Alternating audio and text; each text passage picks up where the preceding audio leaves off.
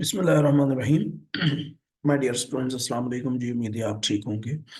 आज हमने बात करनी है गैम्बलिंग डिसऑर्डर की। Gambling disorder is one of the most important disorder included in DSM-5 TR। इससे पहले कि हम लेक्चर को स्टार्ट करें कि आपसे रिक्वेस्ट है कि अगर आप हमारे चैनल पे न्यू हैं तो हमारे चैनल को सब्सक्राइब कर लीजिए और बेल आइकन को प्रेस कर दें ताकि आपको हमारे आने वाले लेक्चर्स जो हैं वो उनका नोटिफिकेशन मिल सके। तो गैम्बलिंग डिसऑर्डर की बात शुरू करते हैं।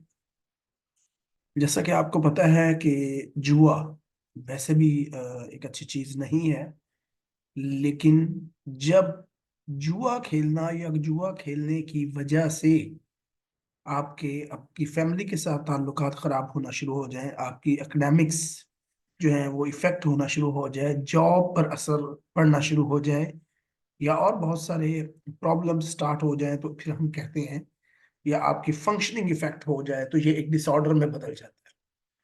That is called gambling disorder.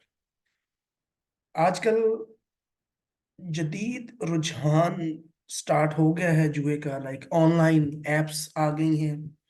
उसके अलावा जो है वो ऑनलाइन वीडियो गेम्स हैं, ऑनलाइन वेबसाइट्स हैं। जुआ करवाने के लिए लोग जाते हैं वहां पर, जुआ खेलते हैं, गैम्बलिंग करते हैं और शुरू शुरू में कुछ चांसेस हो भी सकते हैं कि वो जीत जाते हैं। इस तरह उनको जो है वो एक हैबिट डेवलप हो जाती है। फिर एट द एंड क्या होता है, जब वो हारना स्टार्ट करते हैं तो फिर उस हारने की वजह से वो ज्यादा जहनी दबाव में आ जाते हैं और अगेन उस हार को कंपनसेट करने के लिए जो है वो अगेन जुआ खेलते हैं, अगेन गैम्बलिंग करते हैं और पैसा हारते हारते हारते हारते जो है वो डिफरेंट साइकोलॉजिकल इश्यूज स्टार्ट हो जाते हैं उनके अंदर।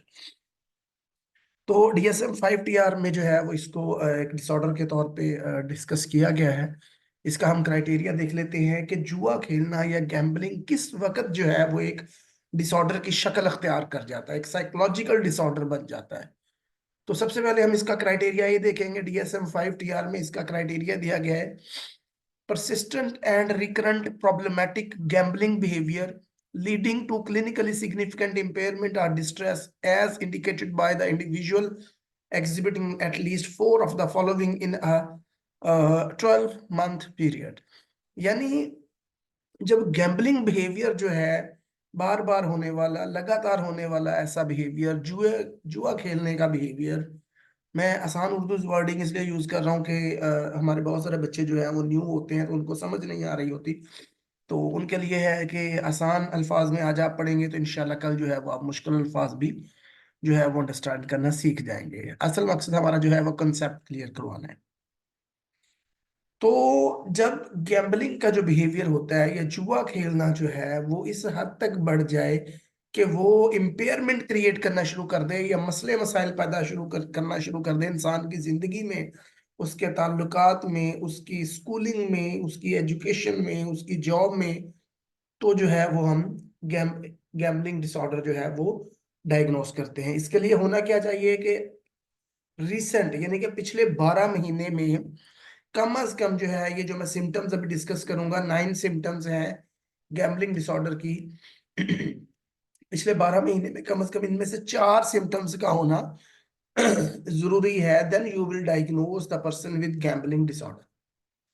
तो सिम्टम्स वन क्या है? सिम्टम वन इसकी है: needs to gamble with increasing amounts of money to achieve the desired excitement. होता क्या है इसमें कि मरीज जो है या पर्सन जो है जो गैम्बलिंग बिहेवियर का शिकार है या जो जुआ खेलता है, with the passage of time, वक्त गुजरने के साथ साथ वो अपनी एक्साइटमेंट को अचीव करने के लिए एक जो उसके अंदर एक हलचल सी मची हुई होती है, एक एक्साइटमेंट होती है, एक अपनी जरूरत को पूरा करने के लिए वो ज्यादा से ज्यादा अमाउंट जो है वो जुए में लगाना शुरू कर देता है, उसको इंक्रीज करता जाता है अमाउंट को, उस अचीवमेंट के लिए, उस एक्साइटमेंट को अचीव करने के लिए। इज रेस्टलेस और irritable when attempting to cut down और स्टॉप गैम्बलिंग। अब जब उसको इस हद तक आदत हो चुकी होती है, ठीक है, डिपेंडेंसी उसकी जो है वो स्टार्ट हो जाती है गैम्बलिंग पर, इतनी आदत पड़ जाती है कि जब उस वो गैम्बलिंग को स्टॉप करने की कोशिश करता है या खत्म करने की कोशिश करता है, कट डाउन होना चाहता है उससे, तो क्या होता है, रेस्टलेस क्रिएट होना शुरू हो जाती है, इरिटेट हो जाता है, उसको रोकें तो भी इरिटेशन हो रही होती है। मतलब उसको जो है वो एक परेशानी सी, एक साइकोलॉजिकल टेंशन स्टार्ट हो जाती है जब भी वो जुए से बाज रखने की कोशिश करता है अपने आप को। इंजाइटी स्टार्ट हो जाती है, इरिटेबल मूड हो जाता है उसका, चिड़चिड़ापन पैदा हो जाता है उसमें। He made repeated unsuccessful efforts to control, cut back or stop gambling. क्या होता है कि वो बहुत सारी जो है वो कोशिशें कर चुका होता है जो कि सक्सेसफुल नहीं होती, अनसक्सेसफुल एफर्ट्स होती हैं उसकी, कि वो अपनी इस आदत को कंट्रोल कर ले, अपनी इस एडिक्शन को। जिस तरह आपने देखा होगा ना कि जिस तरह हेरोइन का एक नशा होता है, एक अफ्यून का नशा होता है, शराब का नशा होता है, जस्ट लाइक दिस एक गैम्बलिंग का भी एक नशा होता है। और ये एक एडिक्शन के DSM-5 TR के एडिक्शन के चैप्टर में जो है वो इसको हम डिस्कस करते हैं। क्यों? क्योंकि ये एक एडिक्ट हो जाता है बंदा इसका, उसको नशा हो जाता है इसका। अब क्या होता है कि क्या बहुत दफा जो है वो अपने आप को कोशिश कर चुका होता है कि अपने आप को कंट्रोल करे, अपने इस बिहेवियर को कंट्रोल करे, अपने इस बिहेवियर को खत्म करने की कोशिश करे, बट अनफॉर्चुनेटली बदकिस्मती के साथ वो इसमें नाकाम हो चुका होता है। फोर्थ क्राइटेरिया है, is often pre occupied with gambling. ठीक है जी, हर वक्त जो है वो गैम्बलिंग उसके दिमाग में घूमती रहती है, प्री ऑक्युपाई हो जाता है गैम्बलिंग में।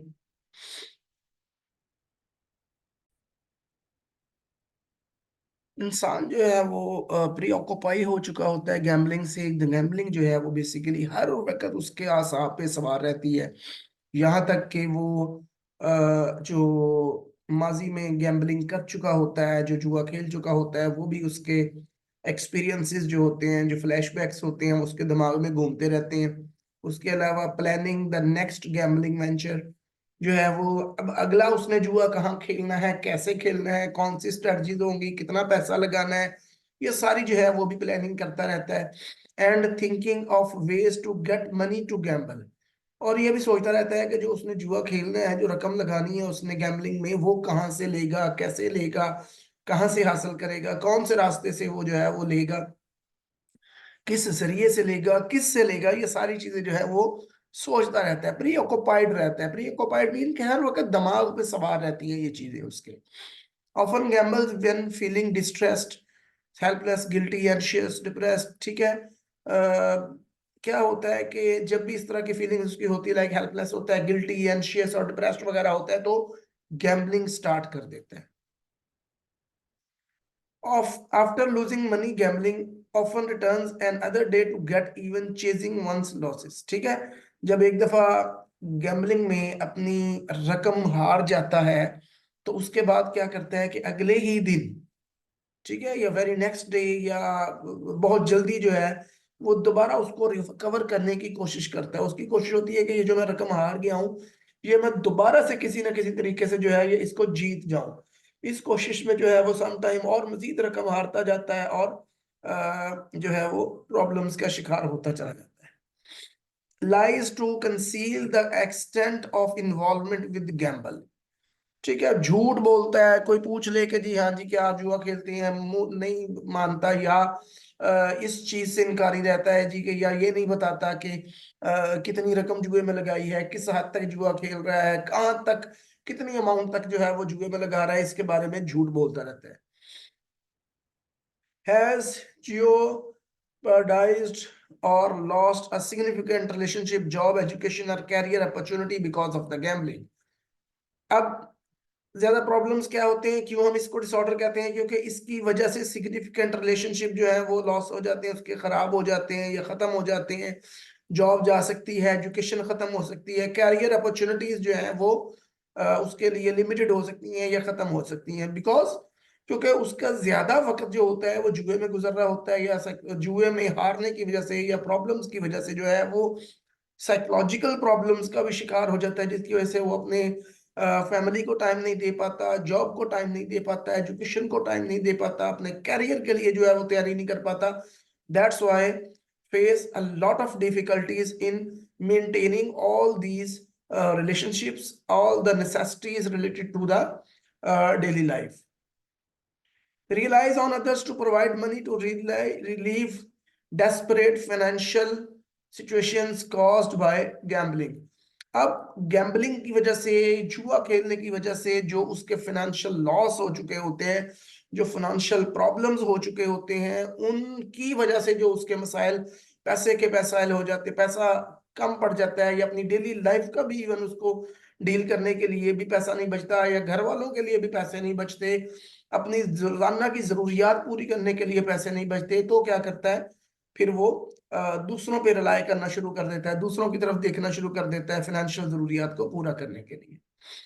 तो ये था जी डिसऑर्डर, ये था गैम्बलिंग डिसऑर्डर के, जिसमें DSM-5 TR का जो क्राइटेरिया है, क्राइटेरिया ये, इसमें से पिछले 12 माह में जो है वो कम से कम 4 सिम्टम्स का इन 9 में से होना जरूरी है, तब आप जो है वो डायग्नोज करते हैं पेशेंट को गैम्बलिंग डिसऑर्डर के साथ। उसके बाद इसकी एपिडेमोलॉजी अगर आ जाती है, देख लेते हैं। प्रेवलेंस 0.2 से लेके 0.3 फीसद जो है वो इसकी प्रेवलेंस है। उसके अलावा males are at high risk for gambling disorder 3:1, यानी कि मर्दों में औरतों की निस्बत जो है वो इसकी रेशियो ज्यादा होती है। इसके बाद अगर हम इसके प्रोग्नोसिस की तरफ जाएं तो usually develop over the course of years, ठीक है जी, ऑल्दो द प्रोग्रेशन में be more rapid in females than in male. तो ये जो है ये साल हा साल जो है ये लग जाते हैं इसको डेवलप होने में। गैम्बलिंग पैटर्न्स में भी रेगुलर आर एपिसोडिक। तो गैम्बलिंग पैटर्न जो होते हैं या तो बिल्कुल रेगुलर होंगे कि जुआ ही खेलता रहेगा, या फिर जो है वो एपिसोडिक होंगे कि कभी कभार जो है वो उसको खेलेगा। ये लंबे चौड़े, मैं इसकी डिटेल में नहीं जा रहा। कोमॉर्बिडिटी इसकी देख लेते हैं कि up to 50% of the individual in treatment for gambling disorder have experienced suicidal ideation. तकरीबन 50% वो लोग जो गैम्बलिंग डिसऑर्डर का शिकार होते हैं और ट्रीटमेंट ले रहे होते हैं, उनमें से 50% लोगों में जो है वो सुसाइडल आइडिएशन होती है, यानी वो खुदकुशी के बारे में सोचते रहते हैं, और 17% उनमें से जो है वो खुदकुशी कर भी लेते हैं। Females with gambling disorder are more likely to have depressive disorder, bipolar disorder and anxiety disorder. वो खवातीन जो गैम्बलिंग डिसऑर्डर के साथ होते हैं उनमें ज्यादातर चांसेस होते हैं गैम्बलिंग डिसऑर्डर के साथ साथ जो है वो डिप्रेसिव डिसऑर्डर, बाइपोलर और एंजाइटी डिसऑर्डर के पैदा होने के भी। उसके अलावा जो है वो other mental disorder such as substance use disorders, depressive disorders, anxiety and personality disorders are comorbid. उसके साथ साथ क्या होता है, गैम्बलिंग डिसऑर्डर के साथ सब्सटेंस यूज डिसऑर्डर भी पैदा होना शुरू हो जाते हैं, साथ साथ चल रहे होते हैं। बंदा जो है वो डिप्रेसिव भी हो सकता है, एंजाइटी का शिकार भी हो जाता है, और समटाइम जो है वो पर्सनालिटी डिसऑर्डर भी साथ साथ चल रही होती है। रिस्क फैक्टर्स क्या है जी, gambling can increase during periods of high stress, depressive episodes and during substance use. ठीक है, कि वो लोग जिनमें हाई स्ट्रेस होता है, डिप्रेसिव एपिसोड होते हैं या सब्सटेंस यूज होता है, उनमें गैम्बलिंग के चांसेस, गैम्बलिंग डिसऑर्डर के चांसेस ज्यादा होते हैं। Gambling that begins in childhood and adolescence is associated with increased risk for gambling disorder. जब चाइल्डहुड या एडोलेसेंस में जो है वो जुआ खेलना स्टार्ट कर देते हैं लोग, तो उनमें ज्यादा चांसेस होते हैं गैम्बलिंग डिसऑर्डर के क्रिएट होने के। उसके अलावा gambling disorder can be common with in a female families and relates to both environmental and genetic factors.